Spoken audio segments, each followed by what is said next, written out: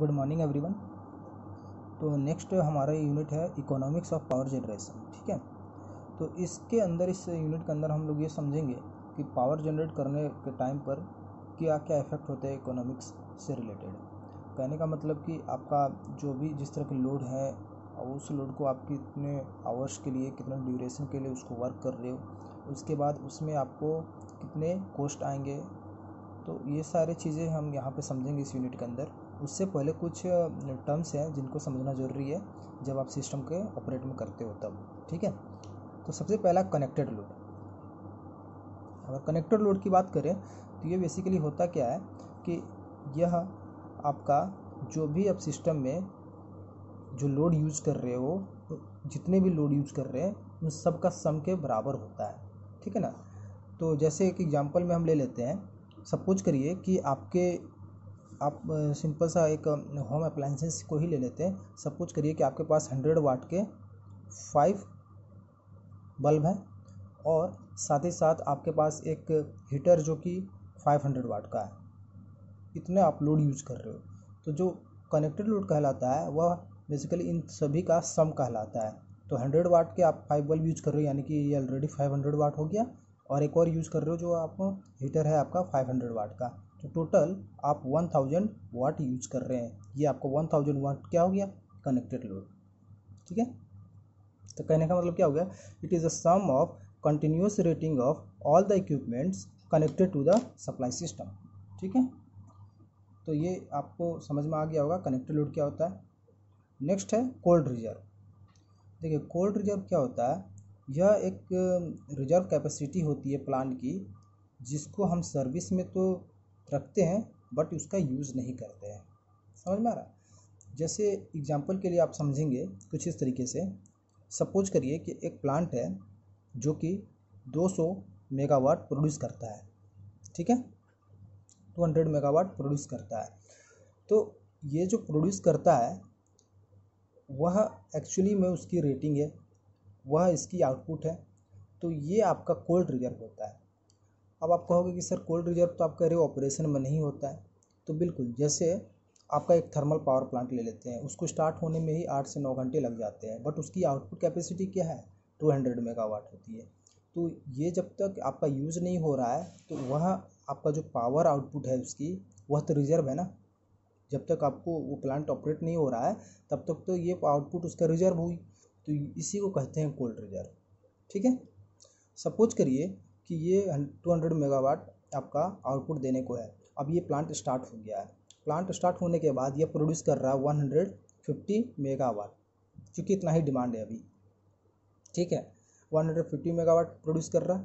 तो ये जो 150 मेगावाट हो गया, ये आपका कहलाता है spinning reserve. Spinning reserve, reserve capacity of plant connected to the grid ready to take load. मतलब जो आपका प्रोड्यूस किया जा रहा मेगावाट, वो मेगावाट जो कि आपको ग्रिड से कनेक्टेड है, जो कि लोड को दिया जाएगा, जो डिमांड है आपकी, वो स्पिनिंग रिजर्व कहलाती है। अब हॉट रिजर्व क्या कहलाता है, तो वह कैपेसिटी जो कि आपका प्लांट की कैपेसिटी जो ऑपरेशन में तो है बट सर्विस में नहीं है। जैसे यहाँ पे देखिए 200 मेगावाट इसने प्रोड्यूस कर सकता है, बट प्रोड्यूस कितना किया इसने, 150 मेगावाट। तो आपका और कितना ऑपरेशन में है, 50 मेगावाट, जो कि अभी सर्विस में नहीं है। तो ये जो 50 मेगावाट हुआ वह आपका कहलाता है हॉट रिजर्व। ठीक है, समझ में आ रहा। तो ये चीज़ें होती हैं, 3 टर्म्स को आपको समझना है।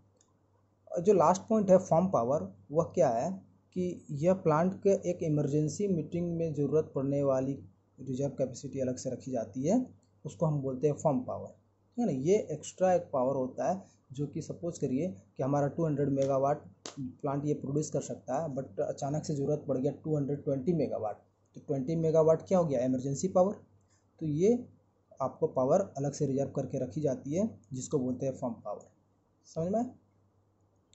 ये चीज़ जो है hot cold reserve, hot reserve और स्पैनिंग रिजर्व, इसमें कई बार दिक्कत हो जाता है बच्चों को समझने में। तो इसके लिए आप, आई होप कि यहाँ पे समझ में आ गया हो, और अगर नहीं तो एक छोटा सा एग्जांपल हम दे रहे हैं, उससे भी आप कोरिलेट करके इसको समझ सकते हो। ठीक है, सपोज करिए आपके पास 100 रुपीज़ है ना, 100 रुपीज़ है। आपने एक पिज़्ज़ा ऑर्डर दिया जिसकी प्राइस है 50 रुपीज़। ठीक, तो वह पिज़्ज़ा दुकान तक आने से पहले, ठीक है ना, दुकान में आने तक आपके पास कितना रुपीज़ है, 100 रुपीज़। तो ये आपका हो गया कोल्ड रिजर्व, ठीक है। और आपने एक पिज़्ज़ा ऑर्डर दिया 50 रुपीज़ का, पिज़्ज़ा ऑर्डर दे दिया 50 रुपीज़ का, तो ये हो गया आपका स्पाइनिंग रिजर्व।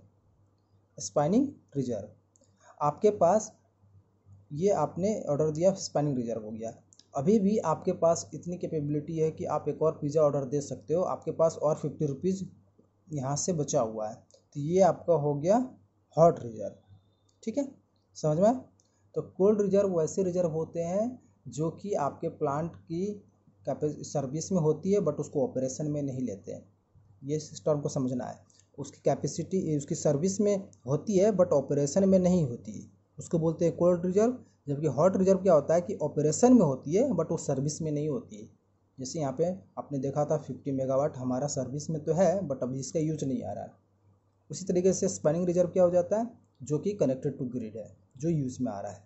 यहाँ पे भी आप समझ सकते हो कि 100 रुपीज़ जो आपके पास था वह आपके पास सर्विस में है, आप उसका यूज़ कर सकते हो बट अभी इसको ऑपरेशन में नहीं लिए हो, तो ये आपका कोल्ड रिजर्व हो गया, ठीक है।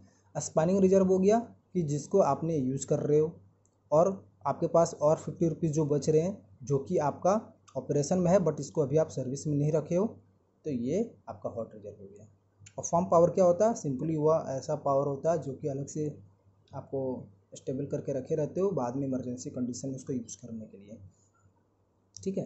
तो इन टर्म्स को आप आराम से समझ जाइए। इसके बाद जो आपका टॉपिक आएगा उस टॉपिक के अंदर न्यूमेरिकल बेस्ड प्रॉब्लम्स बनेंगे, तो उन टॉपिक्स को फिर नेक्स्ट क्लास में देखेंगे। तब तक के लिए थैंक यू।